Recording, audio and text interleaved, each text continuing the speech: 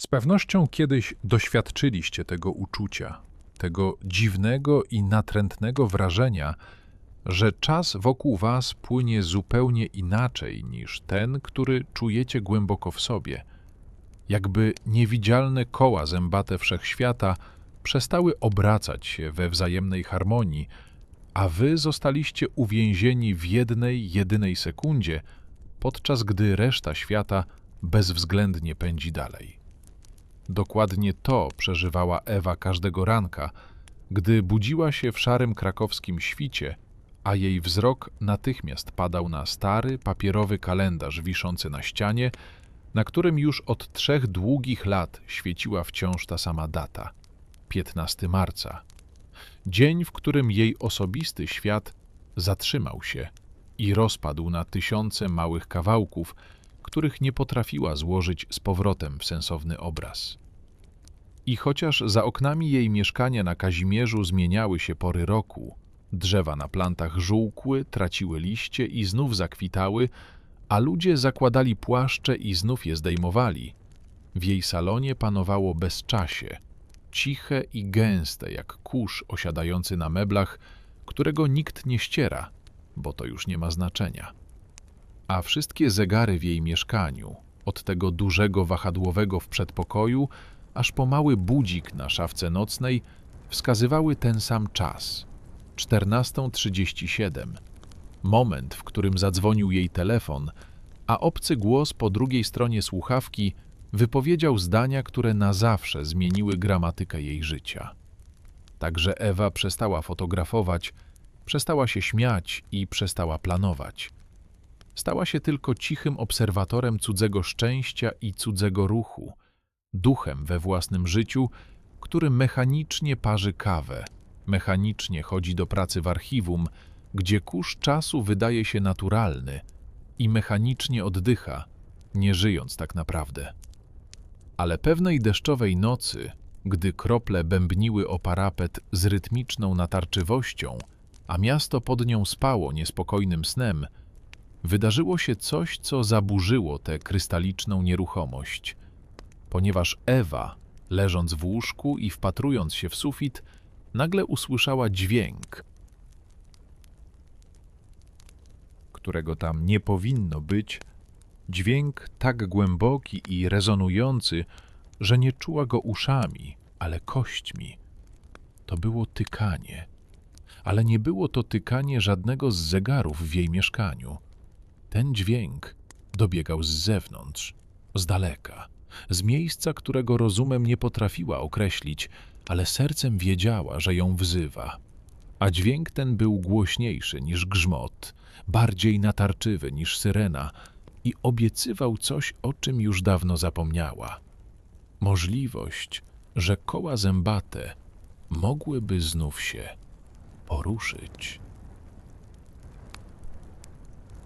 Ewa wstała, jakby była lunatyczką.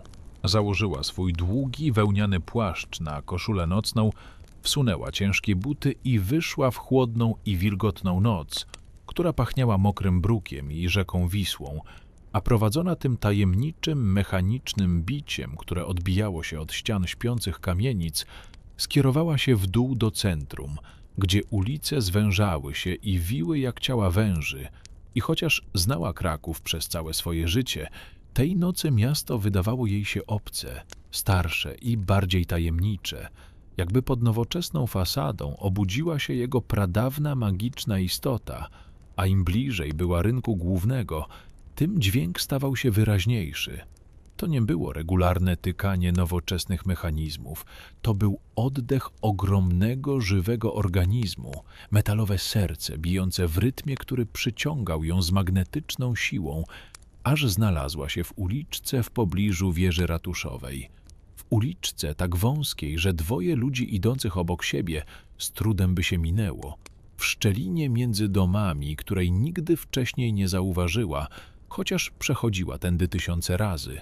A na końcu tego ciemnego korytarza, oświetlonego tylko matowym blaskiem jednej mrugającej latarni, stały masywne dębowe drzwi, których drewno było zczerniałe od stuleci i przesiąknięte olejem oraz deszczem, a na tych drzwiach wisiała mosiężna tabliczka, na której wytrawiono eleganckim pismem słowo, które nie miało sensu, a jednocześnie miało największy sens na świecie. Pracownia czasu. A Ewa, z dłonią drżącą z zimna i oczekiwania, sięgnęła po klamkę w kształcie wskazówki zegara i w tej chwili dźwięk tykania za drzwiami na moment ucichł, jakby dom wstrzymał oddech, aby wpuścić ją do środka. A ona wiedziała, że gdy tylko przekroczy ten próg, nie będzie już drogi powrotnej do jej bezpiecznego, zamarzniętego świata, gdzie nic się nie zmienia i nic nie boli, ponieważ tutaj, w tym cieniu wież i historii, kryło się coś, co mogło być albo jej ratunkiem, albo ostatecznym zniszczeniem. Ale ciekawość była silniejsza niż strach. Więc pchnęła ciężkie drewno, które ustąpiło z cichym skrzypnięciem i weszła do przestrzeni, gdzie nie obowiązywały prawa fizyki, jakie znała. Wnętrze warsztatu było znacznie większe niż wydawało się z zewnątrz.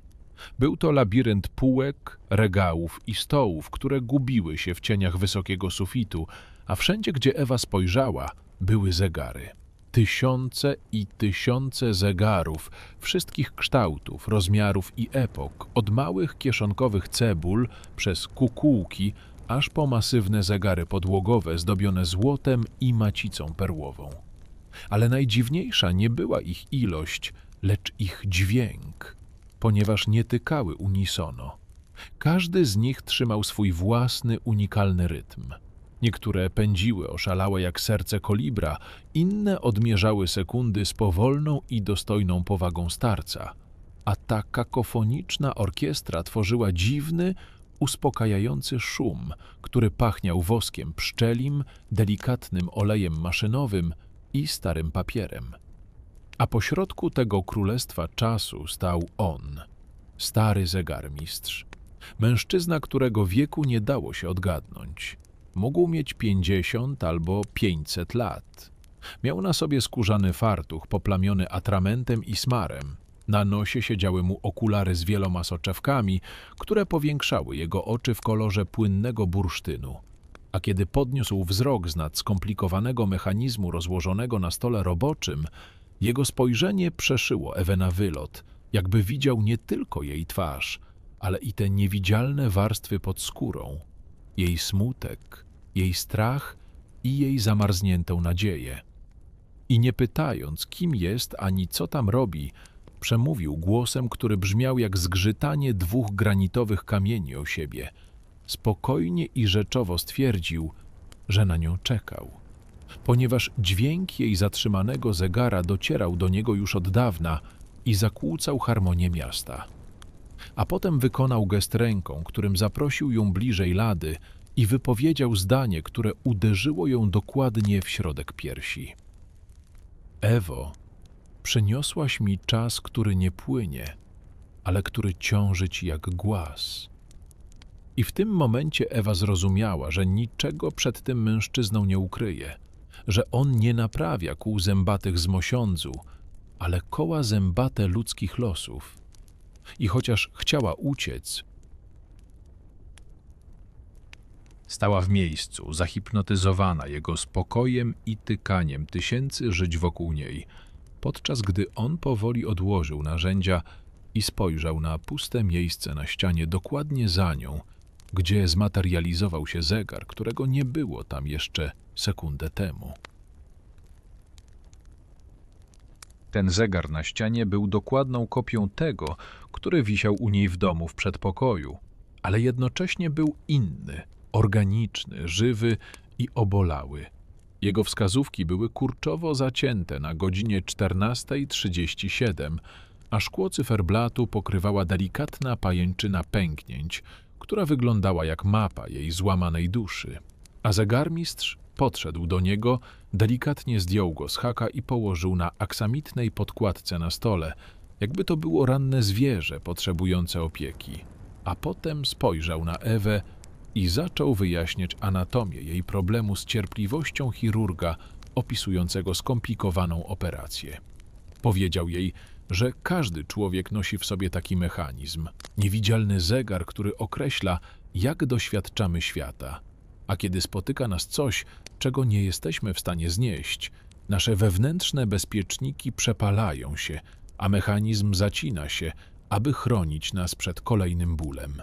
Po czym wziął mały śrubokręt i otworzył tylną pokrywę tego zegara, a to, co Ewa zobaczyła, zaparło jej dech w piersiach, ponieważ w środku nie było tylko kółeczek i sprężyn, ale był tam zmaterializowany jej smutek.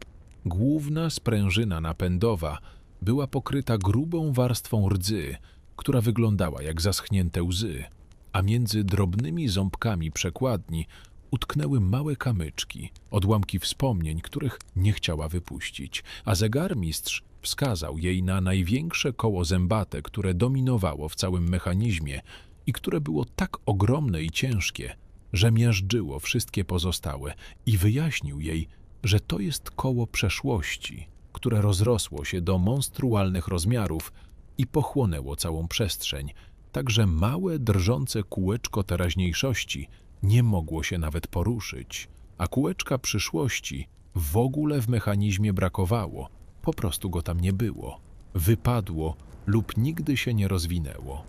A Ewa na widok tego zniszczenia poczuła mieszaninę wstydu i ulgi, ponieważ po raz pierwszy zobaczyła swój ból nie jako abstrakcyjne uczucie, ale jako konkretną usterkę, którą można nazwać, a może tylko może również naprawić. Chociaż zegarmistrz ostrzegł ją, że czyszczenie tego mechanizmu będzie bolało bardziej, niż gdyby sypała do niego sól. Zegarmistrz dostrzegł w jej oczach pytanie, czy jest jedyną, która tak skończyła, więc bez słowa wziął ją za rękę. Jego dłoń była sucha i ciepła jak stary pergamin i poprowadził ją na tyły warsztatu do długiego, słabo oświetlonego korytarza, który wydawał się nieskończony i którego ściany od podłogi aż po sufit były pokryte kolejnymi i kolejnymi zegarami, a Ewa zrozumiała, że to jest galeria zatrzymanych życiorysów, muzeum ludzkiego cierpienia i stagnacji, a kiedy przechodzili obok poszczególnych eksponatów, zegarmistrz cichym głosem opowiadał jej ich historię. Pokazał jej elegancki, srebrny zegarek kieszonkowy zatrzymany na 5 rano, który należał do mężczyzny, który 20 lat temu nie wsiadł do pociągu mającego go zabrać do nowego życia i od tamtej pory stoi na peronie swojego umysłu, czekając na połączenie, które już nigdy nie nadejdzie. A kawałek dalej wisiał kruchy, porcelanowy zegar zatrzymany w południe, należący do baletnicy, która odniosła kontuzję u szczytu kariery i odmówiła przyjęcia do wiadomości, że już nigdy nie zatańczy, więc żyje w nieskończonej pętli swoich ostatnich braw. A Ewa widziała setki takich zegarów. Niektóre zatrzymał strach, inne nienawiść, jeszcze inne żal i uświadomiła sobie, że zatrzymanie czasu to epidemia, cicha zaraza, która dotyka tych, co boją się wkroczyć w nieznane. I chociaż ją to przerażało, jednocześnie dawało jej to dziwną nadzieję, ponieważ wśród tych nieruchomych maszyn widziała puste miejsca, zwykłe haczyki na ścianie, gdzie kiedyś wisiały zegary, a kiedy o nie zapytała, zegarmistrz uśmiechnął się tym swoim rzadkim, ledwo zauważalnym uśmiechem i powiedział, że to są miejsca dla tych, którzy znaleźli odwagę, by ponownie nakręcić swoje zegary i zabrać je z powrotem w świat. A w tej chwili Ewa spojrzała na swój własny zegar, który zegarmistrz wciąż trzymał w dłoni i zapytała, czy nie mogłaby po prostu zostać tutaj, bezpieczna wśród innych, ale on potrząsnął głową i powiedział, że spokój, jaki oferuje zatrzymany czas, to iluzja, to spokój grobu, nie życia. I jeśli naprawdę chce uczcić pamięć tego, kogo straciła, musi to zrobić w ruchu, a nie w kamieniu. Wrócili do stołu roboczego, a zegarmistrz położył jej zegar przed nią i podał jej małą, delikatną pensetę, mówiąc, że pierwszy krok musi zrobić ona sama. Nikt inny nie może tego za nią zrobić, ponieważ tylko ona zna ciężar kamieni, które zatrzymały tryby. I wezwał ją, aby spróbowała przesunąć dużą wskazówkę zaledwie o 1 minutę do przodu, z czasu 14:37 na 14:38. A Ewa patrzyła na to z niedowierzaniem, ponieważ wydawało się to takie proste. Przesunąć kawałek metalu o milimetr do przodu, ale kiedy przyłożyła palec do wskazówki, natrafiła na opór, który nie był mechaniczny, lecz metafizyczny. Ta wskazówka ważyła tony, jakby została wykuta z jądra umierającej gwiazdy, a Ewa czuła, jak w mięśnie jej ramienia przelewa się cały ciężar jej smutku, wszystkich tych 3000 dni, które spędziła w półmroku. A zegarmistrz spokojnie tłumaczył jej, że ten opór, który czuje, to jej wyrzuty sumienia. Wszystkie te słowa, których nie wypowiedziała, i wszystkie te, których z kolei nie powinna była mówić. Wszystkie te myśli typu co by było gdyby, które działają jak grawitacja ściągająca ją z powrotem i że przeszłość jest ciężka tylko dlatego, że ładujemy do kieszeni kamienie winy, które do nas nie należą. I jeśli chce, aby zegar się poruszył, musi wyjmować te kamienie jeden po drugim i odkładać je na stół. Nie zapomnieć o nich, ale przestać dźwigać je na plecach, po czym wskazał jej na jeden konkretny, ostry odłamek zaklinowany w trybach, który lśnił mrocznym światłem, i powiedział jej, że to jest najcięższy kamień ze wszystkich. Przekonanie, że jeśli będzie szczęśliwa bez niego, to go zdradzi.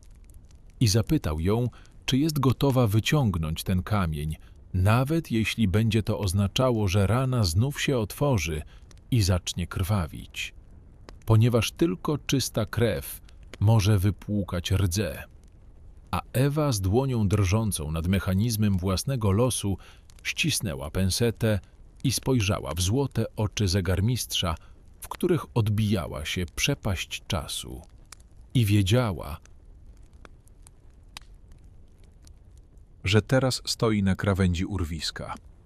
Ale jej ręka drżała tak mocno, że musiała z brzękiem odłożyć narzędzie z powrotem na aksamitną podkładkę, a Ewa cofnęła się o krok, z dala od tego odsłoniętego mechanizmu, jakby to była odbezpieczona bomba, ponieważ w chwili, gdy miała wyciągnąć kamień winy, ogarnęła ją panika tak zimna i lepka, że ścisnęło jej się gardło i wyszeptała, że nie może tego zrobić, że jeśli usunie ten ból, nie zostanie jej już zupełnie nic, ponieważ to cierpienie jest tym jedynym, co ją jeszcze z nim łączy.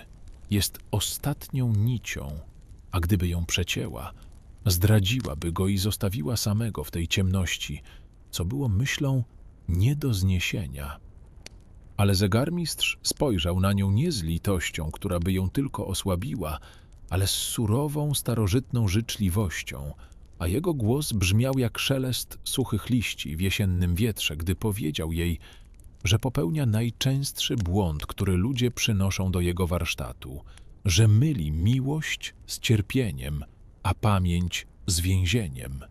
Wyjaśnił jej, że rdza na jej mechanizmie nie jest dowodem wierności, ale tylko utlenionym strachem i że zatrzymując czas nie zachowała swojego męża przy życiu, a jedynie zrobiła z niego eksponat w muzeum, do którego nie chodzi nikt oprócz niej, a w tym muzeum jest ciemno i zimno, podczas gdy prawdziwa pamiątka po nim powinna być jak ogród, który rośnie i zmienia się z każdą porą roku, a nie jak krypta, w której powietrze jest stęchłe.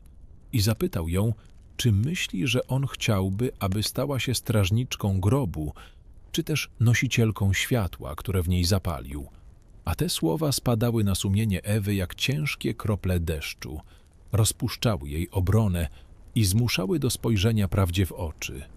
Uświadomiła sobie, że jej smutek stał się wygodnym starym płaszczem, który wprawdzie gryzie i jest ciężki, ale chroni ją przed mroźną niepewnością nowego dnia, i że boi się go zdjąć nie ze względu na niego, ale ze względu na siebie, ponieważ bez tego bólu już nie wiedziała, kim właściwie jest.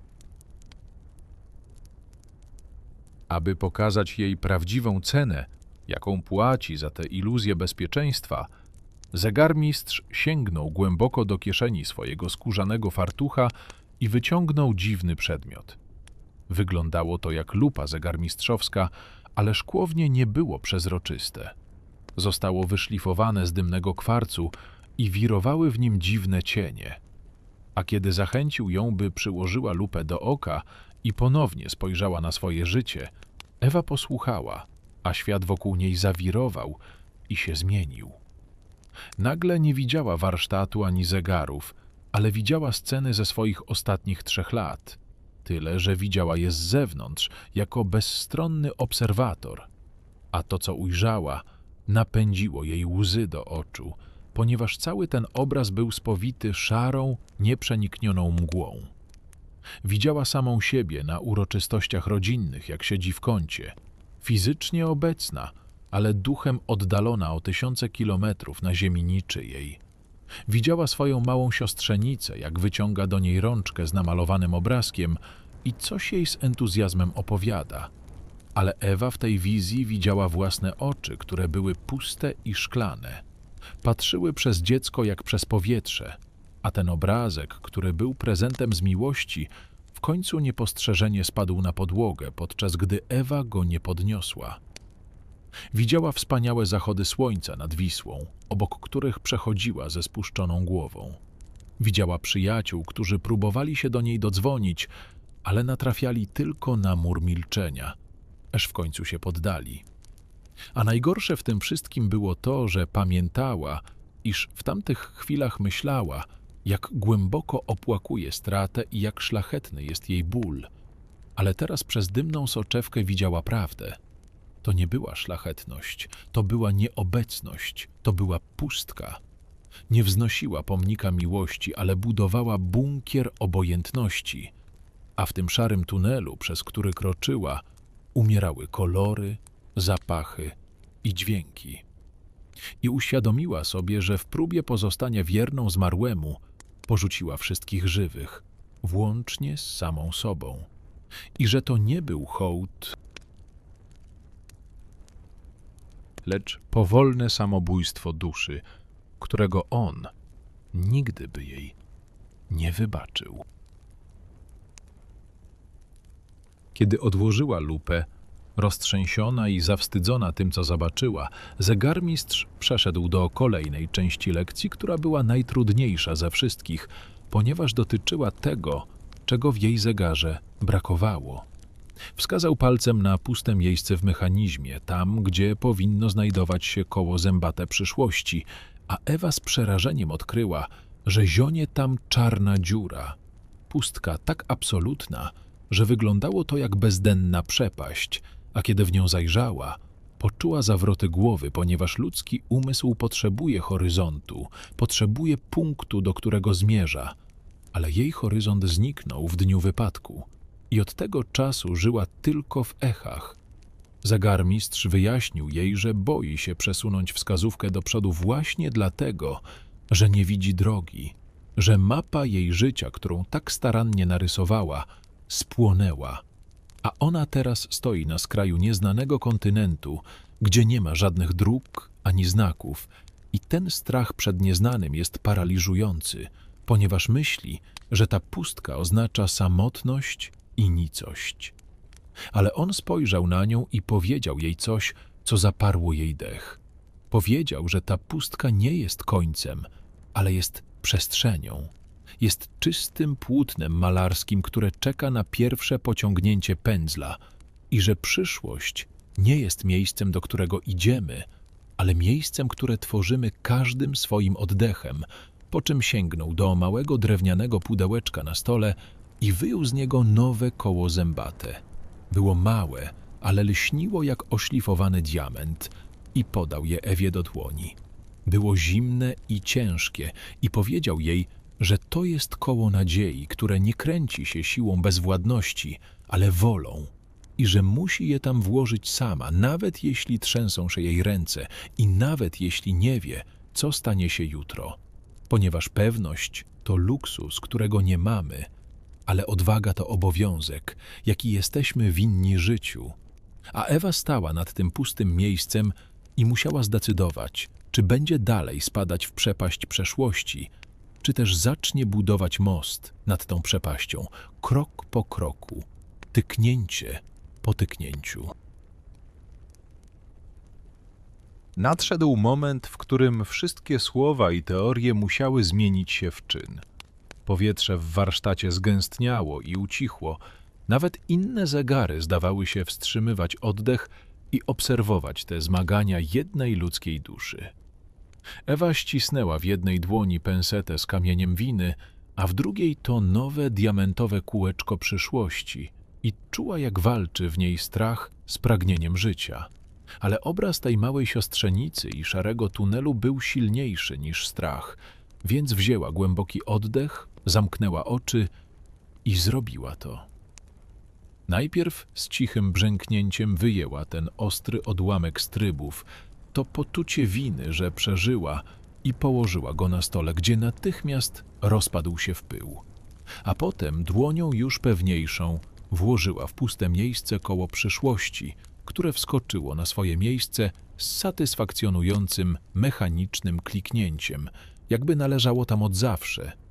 Ale to nie było wszystko.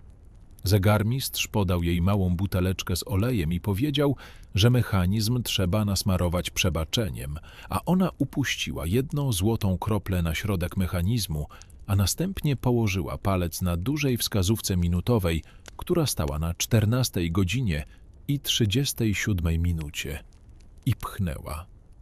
Opór był ogromny, jakby pchała pod prąd czasu. Mięśnie jej się napięły, a w głowie krzyczały do niej wszystkie wspomnienia, żeby tego nie robiła, ale ona wyszeptała w ciszę tylko 2 słowa: kocham i uwalniam. I pchnęła z całą siłą swojej woli i rozległo się to głośne, metaliczne uderzenie, jak strzał z pistoletu startowego.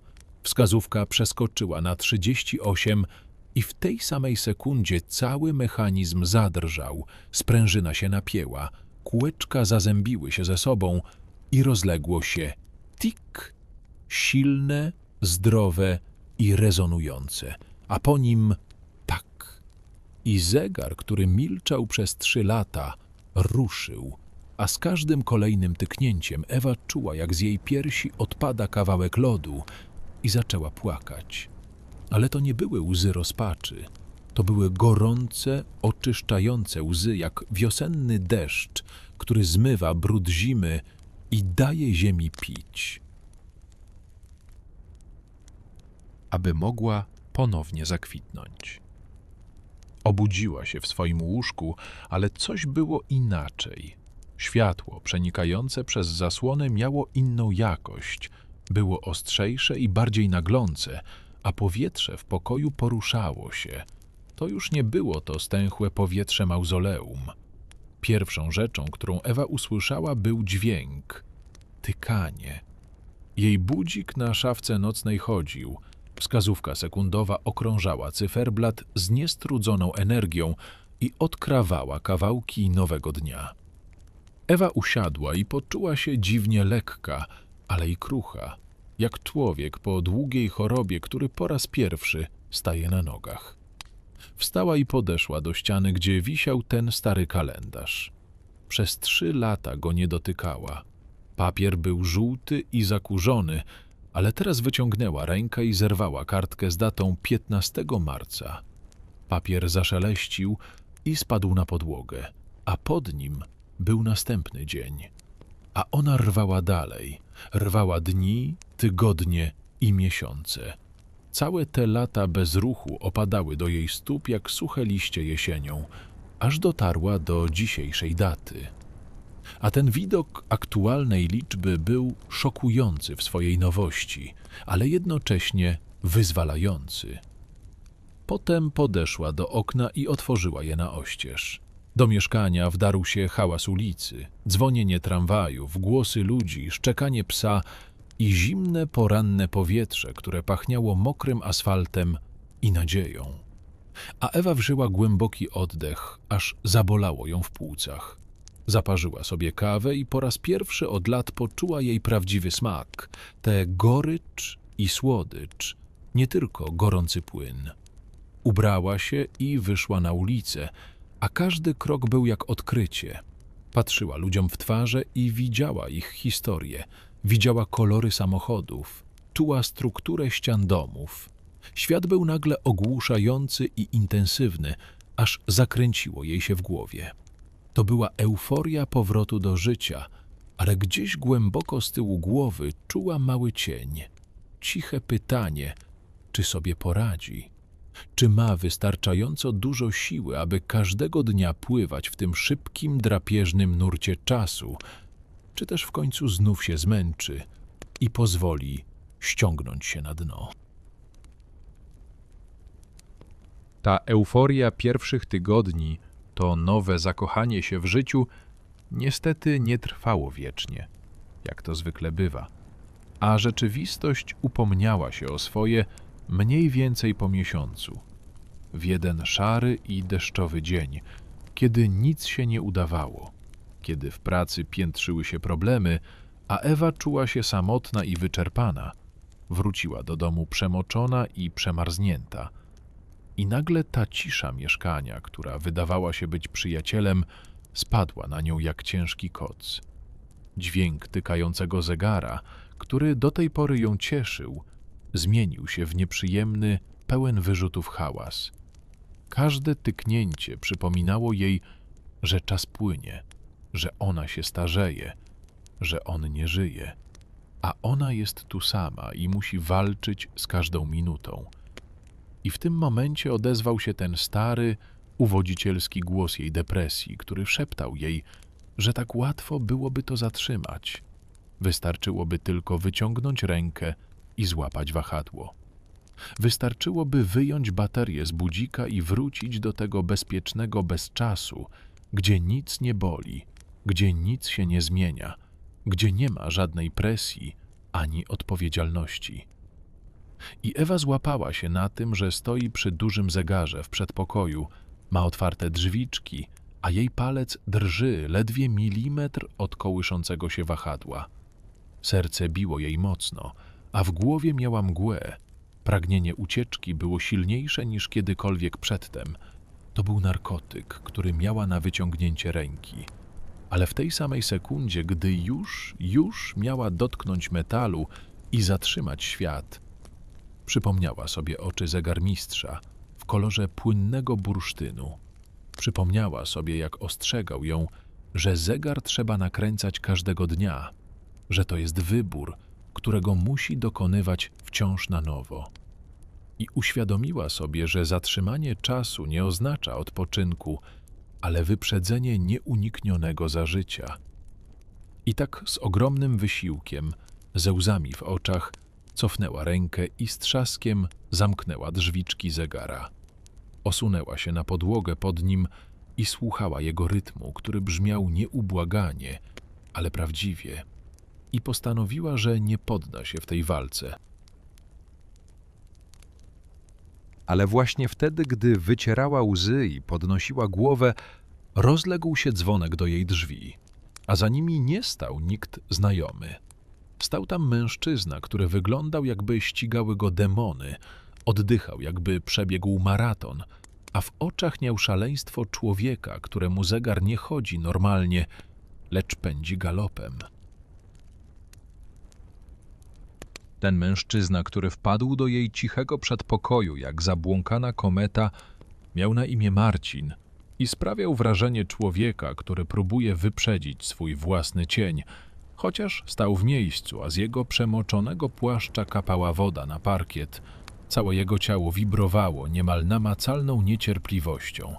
Jego oczy przeskakiwały z przedmiotu na przedmiot, nie zatrzymując się na niczym na dłużej, a kiedy przemówił, słowa wypadały z niego jak lawina kamieni, szybko, gorączkowo i bez przerw na zaczerpnięcie tchu, tak że Ewa miała wrażenie, iż zwala się na nią potok informacji, którego nie da się zatrzymać.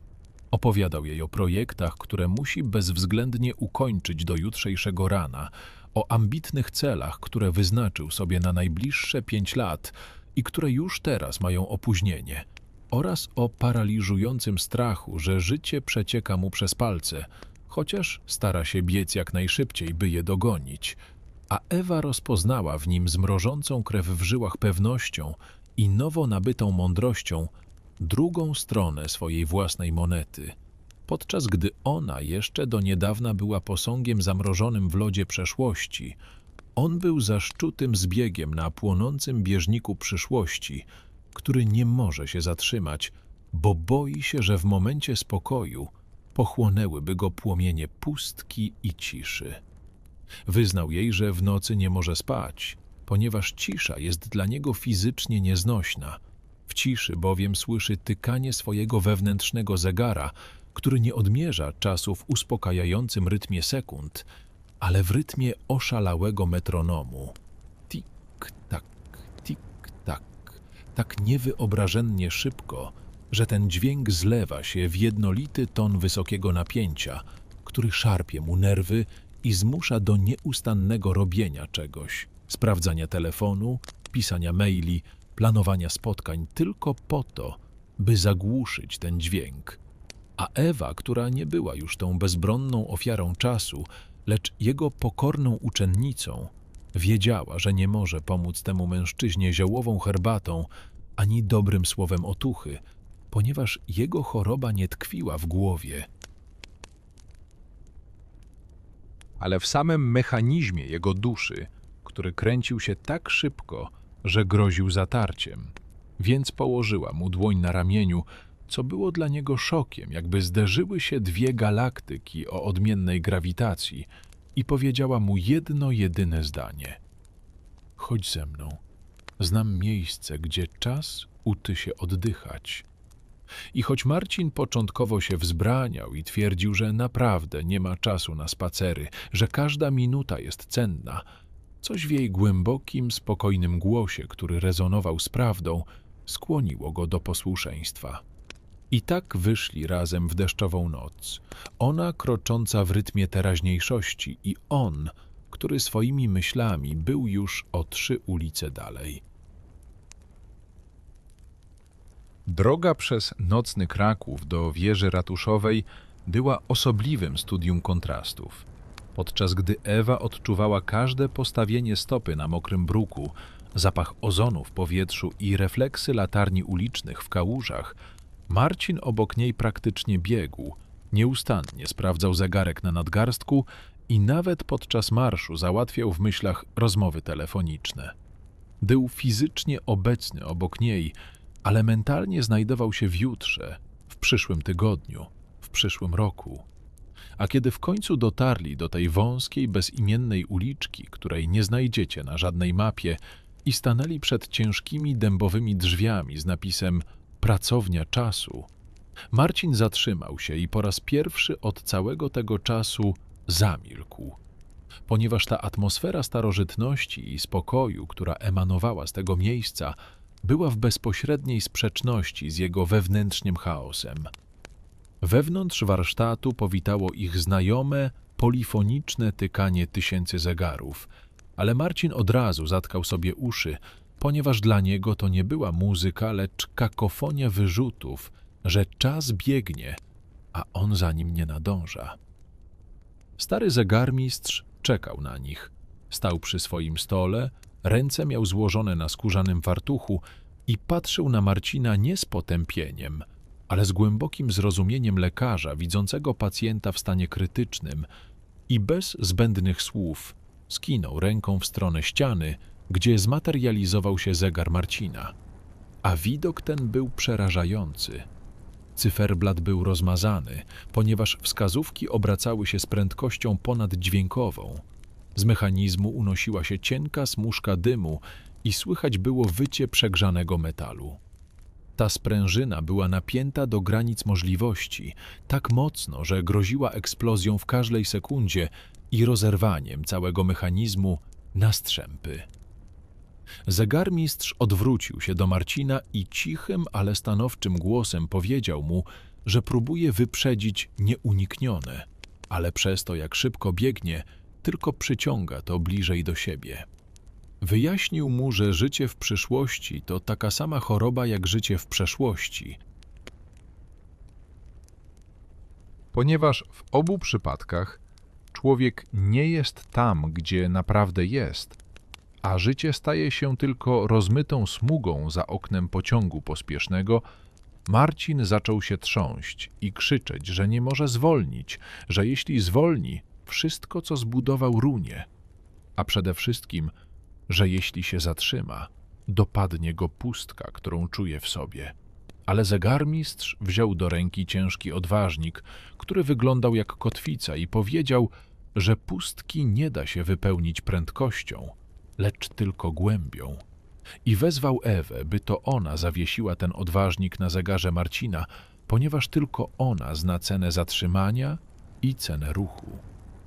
Więc Ewa podeszła do tego szalonego zegara i ze spokojem, którego się nauczyła, zawiesiła odważnik teraźniejszości na łańcuszku.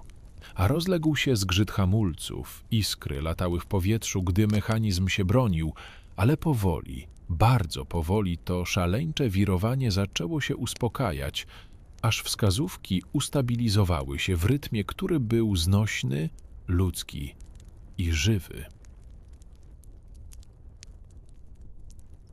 Kiedy za Marcinem, który wychodził z warsztatu wstrząśnięty, ale po raz pierwszy od lat naprawdę widząc i słysząc świat wokół siebie, zamknęły się ciężkie dębowe drzwi, a jego powolne, rozważne kroki w uliczce ucichły, w warsztacie zapanowała cisza, która była inna niż zwykle. Była to cisza uroczysta, ostateczna i wypełniona dziwnym smutkiem. Ewa odwróciła się do zegarmistrza, spodziewając się kolejnej lekcji lub zadania, ale on powoli zdjął swoje okulary z wieloma soczewkami i po raz pierwszy, odkąd go poznała, wyglądał niewiarygodnie staro i na zmęczonego, jakby w jednym momencie spadł na niego ciężar wszystkich stuleci, które spędził w tym warsztacie. Oparł się o stół roboczy i skinął na Ewę, by podeszła bliżej, a potem cichym, trzeszczącym głosem zaczął opowiadać jej swoją własną historię. Historię, której nikomu nie opowiadał od setek lat. Wyznał, że i on był kiedyś człowiekiem, któremu zepsuł się zegar. Że nie zawsze był mądrym mistrzem, ale zdesperowanym ojcem, który w XVII wieku stracił swoją jedyną córkę podczas ciemnej nocy i w swojej pysze oraz bólu próbował skonstruować maszynę, która cofnęłaby czas, aby ją uratować. Poświęcił temu całe życie, poświęcił temu wszystko, ale zamiast cofnąć czas, udało mu się jedynie wyjść z jego nurtu i utknąć w tym warsztacie, w szczelinie między sekundami skazanym na to, by naprawiać czas innych, podczas gdy jego własny stał w miejscu. To była jego pokuta, jego służba, którą musiał pełnić tak długo, aż znajdzie kogoś, kto zrozumie całą istotę czasu lepiej niż on.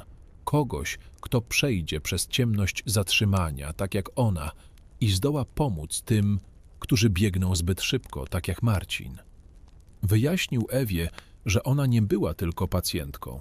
Była jego próbą i jego nadzieją, a pomagając dziś Marcinowi, zamknęła krąg, którego on sam nie potrafił zamknąć, a następnie sięgnął do kieszeni swojego fartucha i wyciągnął z niej prosty, mosiężny klucz, który nie był zimny, ale grzał jak żywe serce, i włożył go Ewie w dłoń, mówiąc,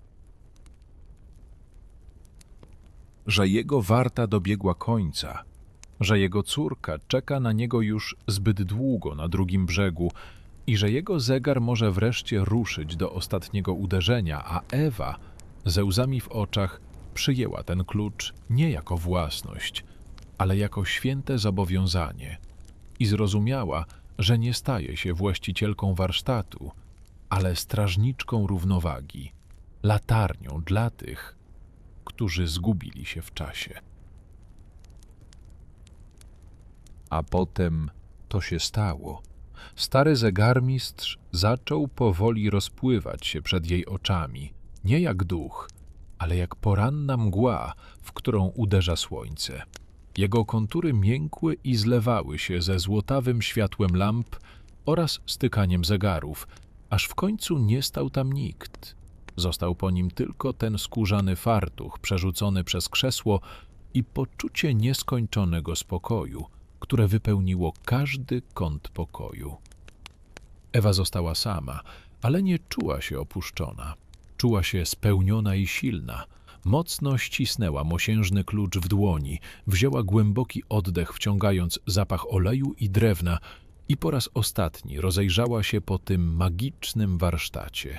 Wiedziała, że może tu wrócić w każdej chwili, ale wiedziała też, że nie musi tu mieszkać, ponieważ ten warsztat nosi teraz w sobie, we własnym sercu, które bije w doskonałej harmonii z wszechświatem.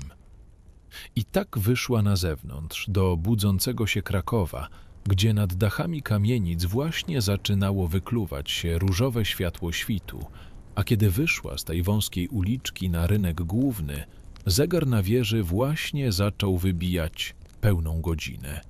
A Ewa zatrzymała się i słuchała tego dźwięku nie jako odliczania czasu, który pozostał, ale jako celebracji czasu, który jest właśnie teraz.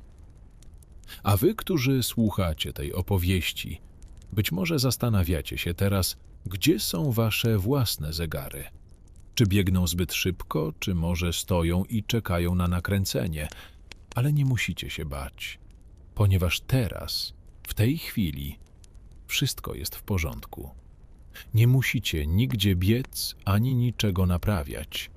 Wystarczy tylko oddychać i słuchać, jak wasze serce odmierza wasz własny, unikalny czas, którego nikt nie może wam odebrać.